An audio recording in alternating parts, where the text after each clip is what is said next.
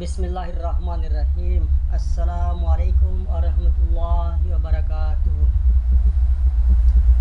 Facebook অনলাইনে দেখলাম পটুয়াখালী বিজ্ঞান ও প্রযুক্তি বিশ্ববিদ্যালয়ে বাংলাদেশ জাতীয়তাবাদী ছাত্রদল এবং বিএনপিপন্থী কিছু শিক্ষক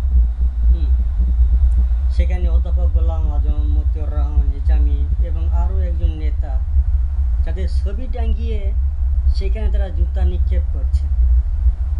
এখানে আছে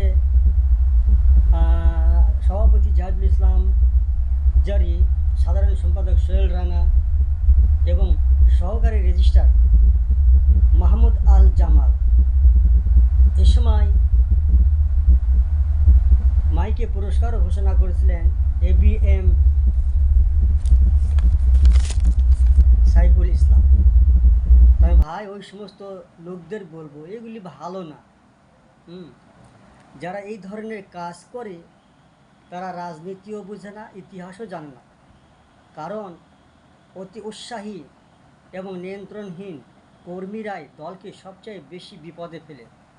এর নজির বহুবার স্থাপন করেছে ছাত্রলীগ।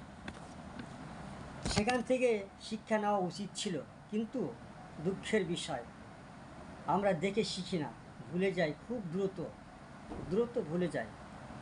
আর এই ভুলই ইতিহাস বারবার নিজেকে পুনরাবৃত্তি করে, কখনো করুণভাবে, আবার কখনো ভয়াবহভাবে। আশা করি আপনারা আর এইভাবে করবেন না এবং বিএনপিকে আর ছোটো করবেন না। কারণ আপনাদের ভুলের কারণে অনেক বিপদ হবে। ভালো থাকবেন সবাই।